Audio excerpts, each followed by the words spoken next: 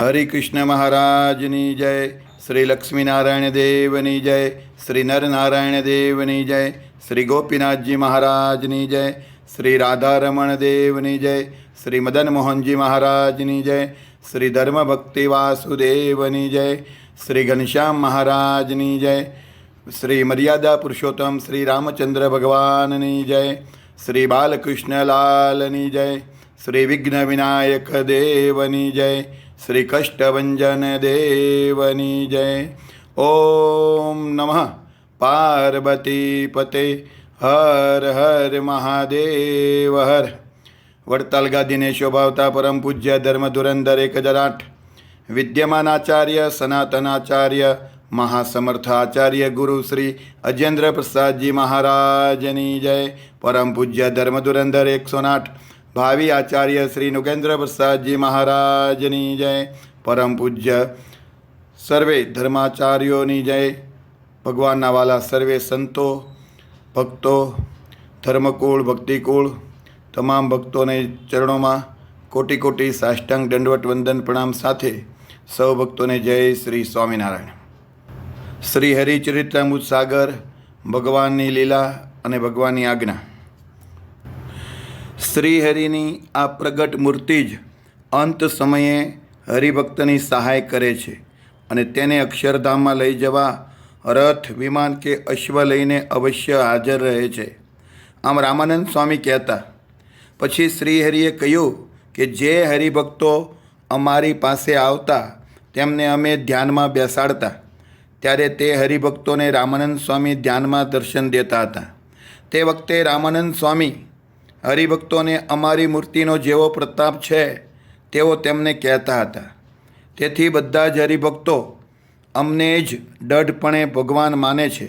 આ ભૂમિ ઉપર સાચા ભગવાન જ્યારે જ્યારે મનુષ્ય તન ધારણ કરે છે ત્યારે તેઓ પોતે પોતાને હું જ ભગવાન છું એમ કહેતા નથી, પરંતુ તેમનો પ્રતાપ જ તેમને ભગવાન કહે છે.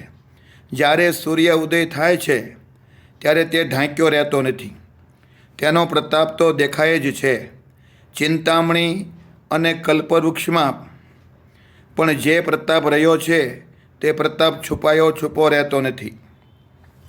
શ્રી હરિ કહે છે કે અમે આવા સમર્થ પરમાત્મા છીએ એવું અમે પોતે કહેતા નથી. અમે તો અમને સાધુઓના દાસ કહેવડાવીએ છીએ. તો પણ બાય બાય હરિભક્તો અમને ભગવાન કહે છે, તેઓ અમને ભગવાન કહે છે, પણ અમે તેમાં મોટપ માનતા નથી. જે લોકો પોતામાં જેટલી મોટપ માને છે તેટલા તે મોટપમાં જ ખુશ થાય છે, પણ આ લોકની જેટલી કાંઈ મોટપ છે તે કાયમ એક સરખી રહેતી નથી. જે મોટપ જ એક સરખી રહે તેને જ અમે મોટપ કહીએ છીએ. ભગવાનના ભક્તે નિષ્કપટ અંતરવાળા થઈને ભગવાનનું ભજન કરવું જોઈએ, કારણ કે નિષ્કપટપણામાં અપાર મોટપ રહી છે. સોરઠ દેશના જેટલા કણબી હરિભક્તોએ સત્સંગ કર્યો છે તે બધા જ બહાર અને અંદર એક રીત રાખીને સત્સંગ કરે છે. તેથી તે બધાના મનોરથને પૂર્ણ કરવા માટે અને તેમને વારંવાર સંભાળવા માટે વિક્રમ સંવત 1863ના વર્ષમાં અમે જૂનાગઢમાં આવીને સમયો કર્યો હતો. દેશ દેશમાં જે હરિભક્તો હતા તે બધા પણ ખૂબ જ ભાવથી જૂનાગઢ આવ્યા હતા અને તે હરિભક્તોને પોતાના દેહના સંબંધીઓ કરતાં પણ કરોડ ગણું વધારે પરસ્પર અલૌકિક હેત હતું. જ્યાં દાદાભાઈની ફૂલવાડી છે ત્યાં અમે અને સંતો તથા હરિભક્તોની સભા કરતા હતા. શ્રી હરિની હાજરીમાં જ દરબાર ઝીણાભાઈનો અગ્નિ સંસ્કાર થયો. શ્રી હરિએ ઝીણાભાઈની આગળ જે વાતો કરી હતી તે રસભરી વાત ઝીણાભાઈના પ્રેમને અતિ વધારવા માટે હતી. શ્રી હરિ જેવો સમય હોય તેવી વાત કરતા હતા. અક્ષર પર્યંત કોઈને પણ તેવી વાત કહેતા આવડે નહીં.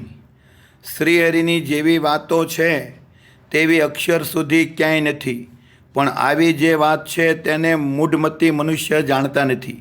શ્રીહરિ એવી વાત કહેતા હતા કે દરબાર દાદાભાઈ સારા હરિભક્ત છે તેમની જે ફૂલવાડી છે તેમાં અમે 8 દિવસ સુધી કાયમ સંતો અને હરિભક્તોની સભા કરતા અને અમે તેમાં સવાર સાંજ દર્શન દેતા. આ વાત સાંભળીને જીણાભાઈએ 2 હાથ જોડીને શ્રીહરિને કહ્યું, હે મહારાજ, આપ સૌ પ્રથમ કૃપા કરીને આ દેશમાં આવ્યા અને રામાનંદ સ્વામીને મળ્યા ત્યારે તેમણે આપને ઉદ્ધવ સંપ્રદાયની રીત પ્રમાણે દીક્ષા આપી. તે પછી રામાનંદ સ્વામીએ પોતાની ગાદી ઉપર તમને બેસાડ્યા અને પછી સ્વામી પોતે ધામમાં ગયા. પછી આપે જેના જે ઈષ્ટદેવ હોય તેને તેવા રૂપે દર્શન દીધા. કોઈ દિવસ સાંભળ્યો ન હોય તેવો આપમાં જે અપાર પ્રતાપ છે તે લોકોને સમાધિ કરાવીને આપે બતાવ્યો હતો. આપ તે સર્વોપરી પ્રતાપને સહજપણે દેખાડતા હતા. આપે 4 વર્ષ સુધી આ દેશમાં અમાપ પ્રતાપ દેખાડ્યો. તેમાં જેવો મનુષ્ય હોય તેવો પ્રતાપ આપે તેને બતાવ્યો હતો. તેણે કરીને લોકોને આપના સ્વરૂપનો નિશ્ચય થયો. વળી તે પછી અમારા પંચાળા ગામમાં આવીને 1.5 માસ સુધી રહ્યા. પંચાળામાં આપે ઉતાસની અને ફૂલદોલનો ઉત્સવ કર્યો. તેમજ ઘણી દયા કરીને સંતોને પણ ત્યાં સાથે રાખ્યા હતા. હે મહારાજ, હવે આપ અમારી આ જૂનાગઢની જગ્યામાં શિખરબંધ મંદિર અવશ્ય કરજો જ એવો મને કોલ આપો. પછી શ્રીહરિએ જીણાભાઈને જૂનાગઢમાં મંદિર કરવાનો કોલ આપ્યો. તેથી તેઓ હાથ જોડીને રાજી થયા. પછી જીણાભાઈએ સંવત 1883ના માક્ષર સુધી દશમના દિવસે દેહત્યાગ કર્યો. ત્યારે શ્રીહરિ તેમની સમીપે જ બેઠા હતા. એવા તે મહાન ભાગ્યશાળી હતા. જ્યારે સવાર થયું ત્યારે તૈયાર કરેલા વિમાનમાં અંતિમ વિધિની પાલખીમાં તેમને બેસાડ્યા. તેમના શરીર ઉપર કેસરયુક્ત ચંદન ચર્ચીને ફૂલના હાર પહેરાવ્યા. કસુંબલ રેંટો માથે બંધાવ્યો. એક શાલ લઈ શરીર ઉપર ઓઢાડી દીધી. બધું વિમાન જરીમય કરી દીધું હતું. તે સમયે ઝાંઝ અને મૃદંગ વાગતા હતા. જીણાભાઈના શરીરને દામોદર કુંડે લઈ ગયા. તેમના પુત્ર હઠીભાઈએ તેમના શરીરનો અગ્નિ સંસ્કાર કર્યો. પછી શ્રીહરિ ગિરનાર પર્વત ઉપર ચડ્યા અને ગૌમુખી ગંગા સુધી ગયા. ત્યાં સુધીમાં વચ્ચે 2 વખત બેઠા. જ્યારે દામોદર કુંડથી ચાલ્યા તે ભવનેશ્વર મહાદેવ આવ્યા. ત્યાંથી આગળ પાંડવોની જે દેરી છે ત્યાં શ્રીહરિ બેઠા. પછી જ્યારે ત્યાંથી ચાલ્યા તે રા ખેંગારનો મહેલ આવ્યો. ત્યાં આવીને શ્રીહરિ બેઠા. ત્યાં શ્રાવકોના દેરા દેખાતા હતા. શ્રીહરિ ત્યાંથી ચાલ્યા તે જ્યાં ગૌમુખી ગંગા છે ત્યાં આવ્યા. ત્યાં થોડી વાર બેસીને પાછા ફર્યા તે રા ખેંગારને મહેલ આવ્યા. રા નવગણ છે ત્યાંના મહેલ આવ્યા. ત્યાં થોડી વાર બેસીને જ્યારે ચાલ્યા તે પાંડવોની દેરી છે ત્યાં આવ્યા. સુખદાયક શ્રીહરિ ત્યાં થોડી વાર બેઠા. પછી ત્યાંથી આગળ ચાલ્યા. જ્યારે એક વાવ આવી ત્યારે શ્રીહરિ તે વાવમાં નાહ્યા અને તરત શરીરમાં શાંતિ થઈ. તે વખતે વૃંદાવન નામે એક હરિભક્ત નાગર હતા. તે શ્રીહરિની માટે ડબ્બો ભરીને પેંડા લાવ્યા હતા. તે ડબ્બો જ્યારે શ્રીહરિની આગળ મૂક્યો ત્યારે ઘણા ઉત્સાહથી શ્રીહરિ તે પેંડા જેમાં. શ્રીહરિ 5-6 જેટલા પેંડા જેમાં અને તેની સાથે ગોળ કેરીનું અથાણું પણ ઘણા ભાવથી તે ભક્ત લાવ્યા હતા તે મહારાજ જેમાં. કારણ કે યોગ્ય સમય હતો ત્યારે આ પેંડા આવ્યા હતા. શ્રીહરિ તે પેંડા જમી રહ્યા ત્યારે તેમાંથી 5-5 પેંડા શ્રીહરિની સાથે જે હતા તે સૌને આપ્યા. પછી ત્યાંથી શ્રીહરિ પાછા ચાલ્યા તે દામોદર કુંડે આવ્યા. ત્યાંથી ચાલીને ઉતારે આવ્યા અને દરબાર દાદાભાઈના દીવાનખાનામાં રહ્યા. શ્રીહરિ જ્યારે જૂનાગઢ આવતા ત્યારે ત્યાં ઉતરતા હતા. શ્રીહરિ ત્યાં 10-12 વખત ઉતર્યા અને હરિભક્તોને ઘણું સુખ દીધું હતું. જ્યારે સાંજનો સમય થયો ત્યારે દાદાભાઈ શ્રીહરિના દર્શન કરવા માટે આવ્યા હતા અને પગે લાગીને સન્મુખ બેઠા. શ્રી હરિએ દાદાભાઈને આવકારીને સન્માન કર્યું અને પછી બોલ્યા, તમારી જે ફૂલવાડી છે તેટલી જગ્યા અમને આપો તો અમે તેમાં શિખરબંધ મંદિર કરાવીએ. આ જૂનાગઢ શહેર રાજધાનીનું કહેવાય છે. જેવા 4 ધામ પ્રસિદ્ધ છે તેવી આ ભૂમિ છે. તેવી જ રીતે આ ભૂમિ ઉપર ગિરનાર પર્વત પણ પ્રસિદ્ધ છે. સૌરાષ્ટ્ર દેશમાં આ જૂનાગઢના જેવું બીજું કોઈ સ્થાન અમને પ્રિય નથી. ત્યારે દાદાભાઈ બોલ્યા કે હે મહારાજ, આ બધી જ ફૂલવાડી હું આપને આપું છું. તરત જ તેમણે લેખપત્ર કરી આપ્યો અને ઘણા ભાવથી તે ફૂલવાડીની જમીન શ્રીહરિને કૃષ્ણ અર્પણ કરી અને આ સેવા કરીને મનમાં પ્રસન્ન થયા. પછી બીજે દિવસે નવાબ બહાદુર ખાને શ્રીહરિને પોતાના રાજદરબારમાં પધરાવ્યા અને ખૂબ સન્માન કર્યું. નવાબ ઘણા હેતથી શ્રીહરિની આગળ બોલ્યા કે આપ તો ઘણા મહાન છો, આપના સમાન બીજું કોઈ મોટું નથી. પછી તેમણે એક શ્રેષ્ઠ આસન ઉપર ઘણા ભાવથી શ્રીહરિને બેસાડ્યાને પછી નવાબ બોલ્યા. નવાબ સાહેબે શ્રીહરિની પધરામણી કરી ત્યારે શ્રીહરિ આગળ એમ કહ્યું કે નિષ્કામ ધર્મ સૂર્ય સમાન છે, પરંતુ આ ભૂમિ ઉપર અપાર મતપંથો છે. તે કોઈ પ્રાય તેને લગાર પણ પાડતા નથી અને માંસ, મદિરા કેતા દારૂ, ચોરી અને વ્યભિચાર કરતા રહે છે. તેથી આ માનવ શરીરને પાપરૂપ દરિયામાં બોળી દે છે. પરંતુ જેટલા મોટા મોટા સરદાર કેતા મુખ્ય પાપો છે તે બધાને આપે આ વખતે ખોળી ખોળીને કબજે કરી લીધા છે. આપે જે પાપોને કબજે કર્યા છે તે બધાને મતપંથીઓ ગ્રહણ કરી લીધા છે. બધા જ ને મતપંથીઓએ ગ્રહણ કરી લીધા છે. આ દુનિયામાં જે મનુષ્ય જેવા પાપ ગ્રહણ કરે છે તેવા નામથી લોકો તેને બોલાવે છે. કોઈ માણસ મધ કેતા દારૂ પીતો હોય તો તે મધપી દારૂડિયો કહેવાય છે. પછી તે ગમે તે વર્ણનો હોય કે ગમે તે આશ્રમનો હોય, ગમે તેવો રાજા કે ગમે તેવી પ્રજા હોય, પણ જે મનુષ્ય જેવું વ્યસન રાખતો હોય છે તેનું તેવું નામ પડી જાય છે. ચાહે તેવો ગુરુ હોય, પણ તેણે જો બ્રહ્મચર્ય વ્રતનો ત્યાગ કર્યો હોય પછી તેને જે લોકો ગુરુ કહે છે તેને સાચા ગુરુની કંઈ ગમ હોતી નથી. ગુરુના ગુણ વગરના જેટલા ગુરુઓ છે તે બધાને તો હું ગધેડા સમાન માનું છું. ગુરુ હોય તો ગુરુના ગુણ હોવા જોઈએ. આપના સત્સંગમાં સાચો ધર્મ રહ્યો છે. આપ અહીં જૂનાગઢમાં એક મુકામ મઠ મંદિર બનાવો, જેને લીધે અમને નકામા લોકો ઓળખાશે. આપને જરૂર હોય તે પ્રમાણે અમે મહોરછાપ સહિતનો લેખપત્ર કરી આપશું. જેવો આપની નજરમાં આવે તેવો અદ્ભુત મુકામ બનાવો. જેને તમારો ધર્મ ન રૂચતો હોય, ન ગમતો હોય એવા લોકો જ્યારે તેમાં કોઈ ઉપાધિ કરે ત્યારે તમે અમને તરત આવીને કહેજો. અમે તેને બોલાવીને જે હશે તે પૂછશું અને આપના મુકામની અમે સંભાળ રાખશું. સૌ લોકો અમારાથી ડરતા હોય છે. આમ કહીને રાજીપે મહોરછાપવાળો પત્ર તરત કરીને શ્રીહરિના હાથમાં આપ્યો.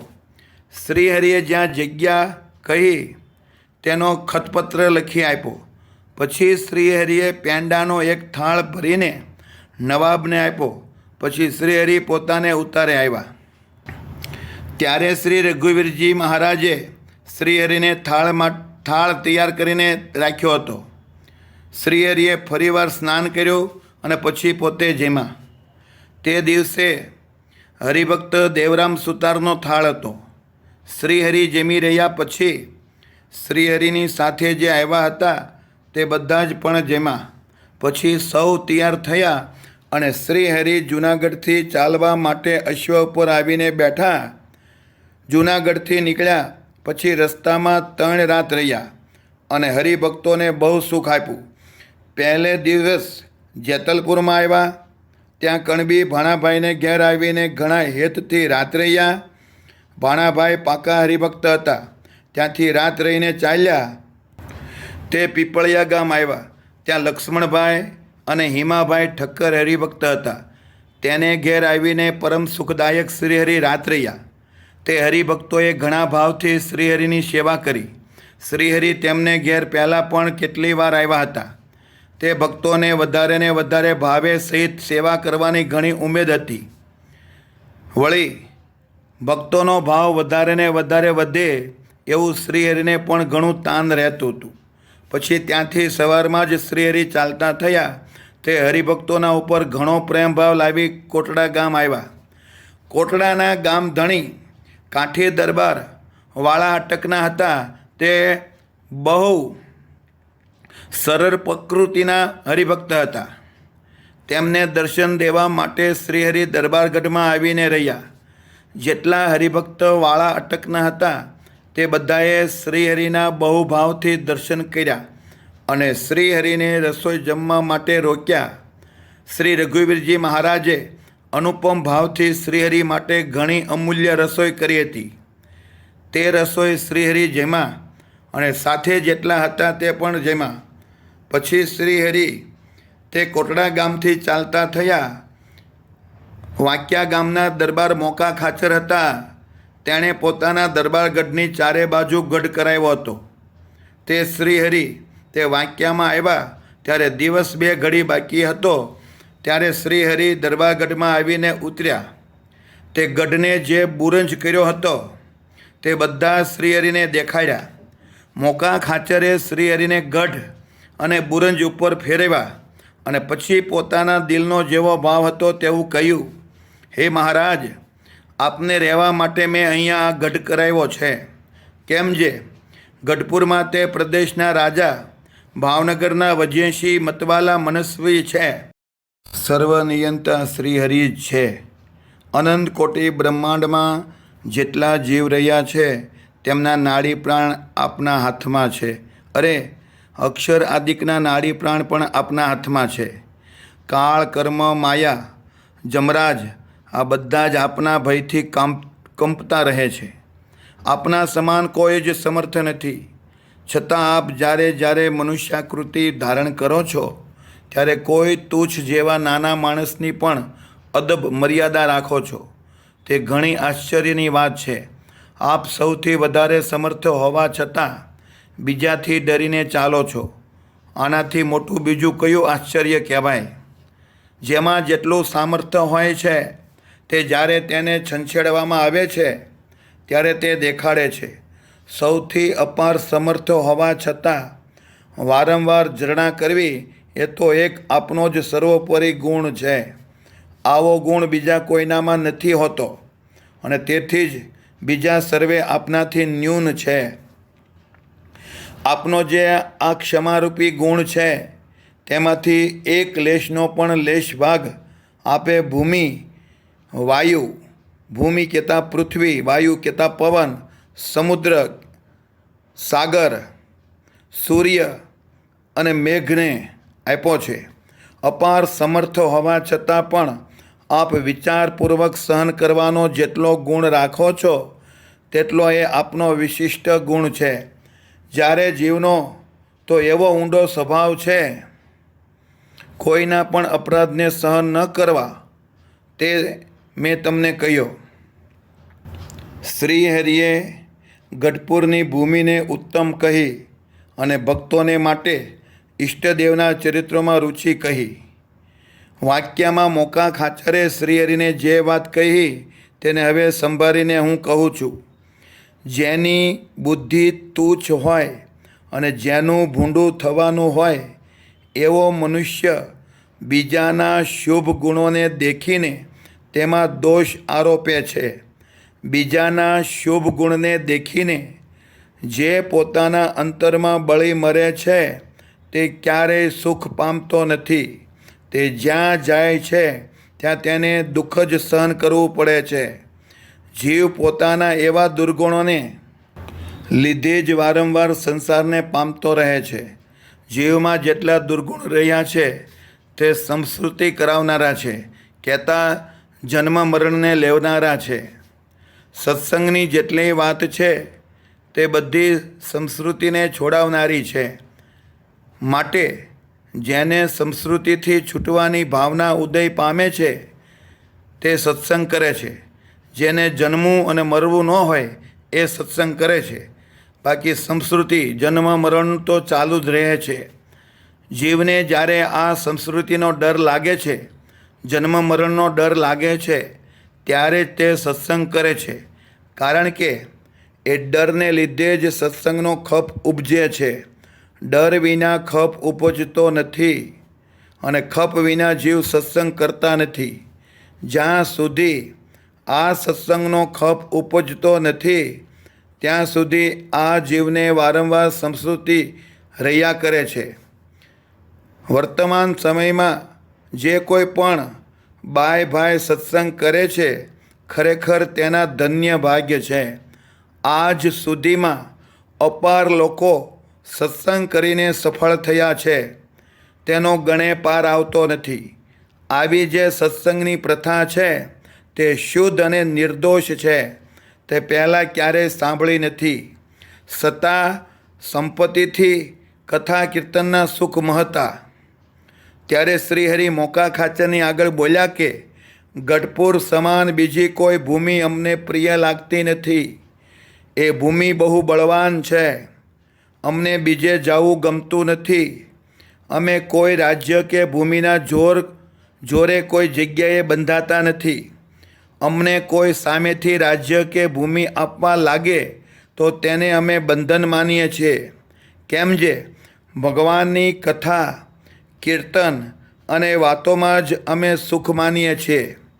ભગવાનની કથા વાર્તા કીર્તન અને ભગવાન સિવાયના જેટલા સુખ છે તે બધાને અમે દુઃખમય જ માનીએ છીએ. કથા કીર્તન અને ભગવાનની વાતો ગઢપુરમાં જે રીતે થાય છે તેવો જોગ બીજે ક્યાંય નથી અને જોગ વિના ક્યારેય સુખ આવતું નથી. ભગવાનના ધામમાં જેટલું સુખ રહ્યું છે તેટલું અમને ભગવાનના કથા કીર્તન અને વાતોમાં સુખ આવે છે. કેમ જે આ ભૂમિ ઉપર ભગવાનના જે અવતારો થયા છે અને તેમણે જે નાના પ્રકારના ચરિત્રો કર્યા છે કે ત્યાં વિવિધ પ્રકારના અલગ અલગ જે ચરિત્રો કર્યા છે તે બધા જ કથા કીર્તન અને વાતો દ્વારા ચોક્કસ દેખ્યામાં આવે છે. જેને ભગવાનમાં ભાવ નથી હોતો તેને તે ચરિત્ર દેખ્યામાં આવતા નથી.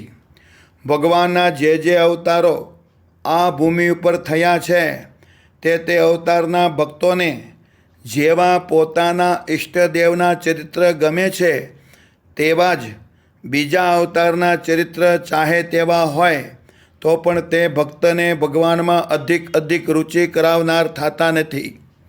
જે અવતારના જે ભક્તો થયા છે તેમને તે અવતારના ચરિત્રો જ વધારે ને વધારે રૂચે છે, કહેતા ગમે છે. પોતાના ઈષ્ટદેવ સિવાય બીજા અવતારોના ચરિત્ર મનમાં એવા ક્યારેય રૂચતા નથી, કહેતા ગમતા નથી. આવી અનાદિની રીત છે તે ગ્રંથોમાં કહી હોય છે. જે પ્રસિદ્ધ રીતે દેખ્યામાં આવે છે. સંપ્રદાયો પણ વિવિધ પ્રકારના છે. તે બધા જ પોતપોતાના ઈષ્ટદેવનું ઘણું મહાત્મ્ય અને ચરિત્ર કહે છે. ત્યારે જે દઢ ભક્ત હોય તેની દઢતા તેના વચન જણાવી દે છે. જેના જે ઈષ્ટદેવ હોય અને તેમના પ્રત્યે જેને જેવો ભાવ હોય તે ભક્તના વચનમાં તરત જ જણાઈ આવે છે. તે ભક્ત પોતાના ઈષ્ટદેવને સમાન બીજા કોઈને સમજતા નથી. પોતાના ઈષ્ટદેવ કદાચ પોતા કરતાં બીજા બધાને અધિક કહે તો પણ તેનું મન ભમે નહીં. જે અવતારો થયા છે તે પોતાના કરતાં બીજા અવતારોને અધિક કહે છે, પણ તેથી કંઈ તે અવતાર ઘટી જતો નથી. મોકા ખાચર આગળ આટલી વાત કહીને શ્રીહરિ ત્યાં વાક્યામાં રાત રહ્યા અને સવારમાં ત્યાંથી ચાલીને ગઢપુર આવ્યા. ત્યાં પોતાના અક્ષર ભવનમાં રહ્યા. પછી ભીમ એકાદશીની તિથિ આવી ત્યારે શ્રીહરિએ તેનો ગઢપુરમાં ઉત્સવ કરાવ્યો. તે વખતે કેટલાક દેશના હરિભક્ત ભાઈ ગઢપુર આવ્યા હતા.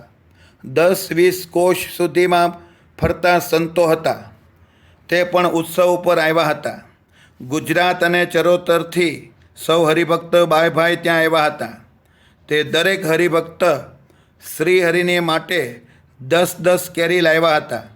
તે કેરી શ્રીહરિની આગળ મૂકી. તે કેરી દેખીને શ્રીહરિએ તેને વખાણી અને તેમાંથી કેટલીક કેરી ધોઈને ચૂસી. શ્રીહરિ હરિભક્તોને હેત ઉપજાવવા તેમના મનોરથને પૂર્ણ કરતા હતા. જ્યારે કેરીની ઋતુ આવે ત્યારે 2 માસ સુધી પાકી કેરી શ્રીહરિ જમતા હતા. શ્રીહરિને જે પ્રમાણે રૂચે ગમે તેમ સવારે અને સાંજે 2 વખત કેરી જમતા હતા. શ્રીહરિને કેરીમાં ઘણો ભાવ હતો. સવારના 10 વાગે હરિભક્તો શ્રીહરિ માટે થાળ કરાવતા હતા. તેમાં ધોળા ઘઉં અને મેંદાની પાતળી રોટલી કરાવતા. પછી તાજા ઘીમાં રોટલીને બોળાવી દેતા હતા અને જે પાકેલી કેરી સુગંધી કેરી હોય તેનો રસ કઢાવતા. મુકુંદાનંદ વર્ણી તે રસમાં પ્રમાણસર સાકર અને ઘી નાખતા. પછી ચાંદીના કટોરામાં રસ લઈને શ્રીહરિને પીરસતા. થાળમાં 1, 2, 3 રોટલી ધરાવીને અલગ અલગ કટોરામાં શાક ધરાવતા. તે વખતે શ્રીહરિ ઘણા ભાવથી રસ અને રોટલી જમતા. બાયભાઈ સૌ હરિભક્ત શ્રીહરિની સેવાનો આવો ઘણો લાભ લેતા હતા. ત્યારે શ્રીહરિ જમી રહેતા ત્યારે જેને ખપતું હોય તેવા હરિભક્તો થાળની પ્રસાદી માગી લેતા. કારણ કે તે પ્રસાદી બ્રહ્મા આદિક દેવતાઓને માટે પણ દુર્લભ હતી. જેને અન્ન ન ખપતું હોય એવા જે વિપ્ર આદિક બ્રાહ્મણો હરિભક્ત બાયભાઈ હોય તે પેંડા બરફી અને સાકરના થાળ ભરી ભરીને લાવતા હતા. ત્યારે શ્રીહરિ તેની પ્રસાદી કરી તેમને પાછા આપતા હતા. વિપ્ર બ્રાહ્મણો ઇત્યાદિક બધા હરિભક્તો તેવી રીતે પ્રેમથી મેવા પણ લાવતા હતા. તેને શ્રીહરિ હરિભક્તોનો ભાવ જોઈને જમતા. તે પ્રમાણે તે હરિભક્તો પ્રસાદી લેતા હતા. શ્રીહરિ ગઢપુરમાં હતા ત્યારે નિત્ય અધિક ઉત્સવ થતા રહેતા હતા. શ્રીહરિએ લક્ષ્મીબાગમાં કીર્તન સાંભળ્યા અને ફૂલથી ગરકાવ બની દરબારમાં આવ્યા. શ્રીહરિ ભીમ એકાદશી પહેલાં જ જૂનાગઢથી તરત ગઢપુર આવી ગયા હતા. તેમાં એક દિવસ મધ્યાહન પછી બપોર પછી શ્રીહરિ સર્વે સંતો અને સર્વે હરિભક્તોને સાથે લઈ અશ્વ ઉપર બેસીને ઘોડા ઉપર બેસીને લક્ષ્મીબાગે લક્ષ્મીવાડીએ પધાર્યા. પછી ત્યાં આંબાવાડિયાની વચ્ચે જે વેદિકા હતી તેના ઉપર શ્રીહરિ બેઠા. ત્યાં મુક્તાનંદ સ્વામી, બ્રહ્માનંદ સ્વામી અને પ્રેમાનંદ સ્વામી સરોદ, સિતાર અને દુક્કડ વગાડીને કીર્તન ગાતા હતા. વૃદ્ધ દેવાનંદ સ્વામીની સંગીત કળા. તેમાં વૃદ્ધ દેવાનંદ સ્વામી ગાન કળામાં સૌથી સરસ હતા. રાગના જેટલા ઘર હોય છે તે બધાને તેઓ જાણતા હતા. તાલ, સ્વર અને ગ્રામના જેટલા ભેદ હોય છે તેને અને 21 પ્રકારની મૃચ્છનાની રીતને પણ અતિશય વિશુદ્ધ રીતે જાણતા હતા. તેઓ રાગ અને રાગિણીનો જેવો સમય હોય તેને સંભાળીને ગાન કરતા, કીર્તન કરતા. તેમજ જેટલી જાતના તાલ હોય તેમાં પણ તેઓ નિપુણ હતા. તેઓ ગાન વિદ્યામાં એવા કુશળ હતા કે જેટલા ગાંધર્વો છે તે પણ તેમની પાસે ગાનકળા શીખવા ચાહતા હતા. આ વૃદ્ધ દેવાનંદ સ્વામી બધી જ જાતના વાજિંત્રોમાં પણ ઘણા કુશળ હતા. નૃત્ય કળાની જેટલી ગતિઓ કહેવાય છે તેમાં પણ તેઓ કુશળ હતા. સવારે અને સાંજે બંને વખતે શ્રીહરિની આગળ તે મુનિવર ગાન કીર્તન કરતા હતા. તે ગાનનું વર્ણન કરી શકાતું નથી. ક્યારેક જ્ઞાનાનંદ સ્વામી પણ ગાન કરતા હતા. શ્રીહરિ લક્ષ્મીબાગમાં આગળ કહ્યા પ્રમાણે ગાન કરાવતા હતા. જ્યારે દિવસ 1.5 પહોર બાકી રહ્યો તે સમયે દાદા ખાચરને ઘેર પુત્ર બાવા ખાચરનો જન્મ થયો. ત્યારે લગભગ 20 વર્ષની ઉંમરના કાઠી રાઠોડ ભક્તે શ્રીજી મહારાજને જન્મની વધામણી આપી કે દાદા ખાચરની પત્નીને ખોળે પુત્રનો જન્મ થયો છે. શ્રીહરિએ આ સમાચાર સાંભળ્યા એટલે તરત જ તે રાઠોડ ભક્તને પાઘ બંધાવી અને કહ્યું કે પુત્ર જ ગ્રાસનું અચળ મૂળ છે. મૂળ વિનાનો ગમે તેવો ગ્રાસ હોય તો પણ તેનો નાશ થઈ જાય છે. મૂળ હોય તો જ ગ્રાસ રહે છે. જો બીજા પુત્રરૂપી મૂળ હોય તો ગ્રાસ ઘણો નિર્ભય કહેવાય છે. બીજા મૂળરૂપી પુત્ર ન હોય તો પણ ઘણા ગ્રાસનો નાશ થાય છે. આટલી વાત કરીને શ્રીહરિ કીર્તન ગવડાવવા લાગ્યા. 2-3 ઘડી સુધી કીર્તન ગાન કરાવ્યું. તે સમયે લક્ષ્મીબાગની ફૂલવાડીની રક્ષા સચ્ચિદાનંદ સ્વામી, કેશવાનંદ સ્વામી અને કૃષ્ણદાસજી કરતા હતા. 2-3 ઘડી એટલે 1 ઘડી એટલે 24 મિનિટ એવી 2 થી 3 ઘડી સુધી કીર્તન ગવડાવ્યું. સચ્ચિદાનંદ સ્વામી, કેશવાનંદ સ્વામી અને કૃષ્ણદાસજી આ કીર્તન ગાતા હતા. તેઓ ઉત્સાહથી ગુલાબના હાર અને તોરા કરીને શ્રીહરિને ધરાવતા હતા. ગુલાબના બાજુબંધ અને ગુચ્છ ફૂલ પણ ધરાવતા હતા. તે બાગની સંભાળ રાખવા માટે બીજા 10-12 જેટલા ત્યાગી હરિભક્તો નિત્ય રહેતા હતા. હરજી ભક્ત અને ઉકા ભક્ત બંને ભાઈ આ બાગમાં મુખ્ય અધિકારી રહ્યા હતા. તે બેને પૂછ્યા સિવાય બાગમાં જે કાંઈ ફળ કે ફૂલ આદિક હોય તેમાંથી કોઈ સંત વર્ણી કે હરિભક્ત કાંઈ લગાર પણ લઈ શકતા નહીં. મર્યાદાની મહત્તા. મર્યાદા રાખ્યા વિના કોઈ પણ બાબતની કાંઈ શોભા કે વ્યવસ્થા રહેતી નથી. ગમે તેવા મોટા હોય પણ મર્યાદા છોડીને ચાલે તો તેની શોભાનો નાશ થઈ જાય છે. શોભા જાળવવા માટેનું જ જ્યાં ચલણ હોય ત્યાં દિવસે દિવસે શોભા અધિક વધતી રહે છે અને અપાર પ્રેમ થાય છે. જો શોભા ન હોય તો લગાર પણ પ્રેમ થતો નથી. આ બ્રહ્માંડમાં પણ જેટલી શોભા છે તે બધી જ મર્યાદામાં જ રહી છે. મર્યાદા છોડીને જેટલા દેવ, ઋષિ કે રાજાઓ વર્ત્યા છે તેની શોભા રહી નથી. શોભા મર્યાદામાં રહી છે. મર્યાદા વિના લેશ માત્ર પણ શોભા રહેતી નથી, કારણ કે તે મર્યાદાને લીધે જ રહે છે.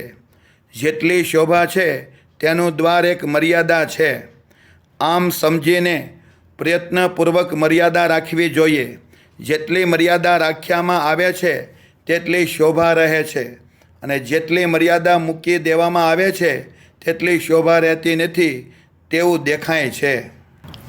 આમ સમજીને તે બાગમાં જેટલા કાયમ રહેતા હતા તે બાગના મુખ્ય હરજીભાઈ અને ઉકાભાઈને પૂછ્યા વિના ક્યારેય ફળ કે ફૂલ કાંઈ લેતા નહીં. મુખ્ય હોય તેને પૂછ્યા વિના કોઈ વસ્તુ કોઈને દેતા નહીં. કોઈ માગે તો પણ દેતા નહીં. તે મુખ્ય હરજીભાઈને પૂછ્યા સિવાય કોઈ ફળ કે ફૂલ બીજાને આપે અને તેની જો શ્રીહરિને ખબર પડે તો તેને બાગમાંથી તરત રજા આપવામાં આવતી હતી.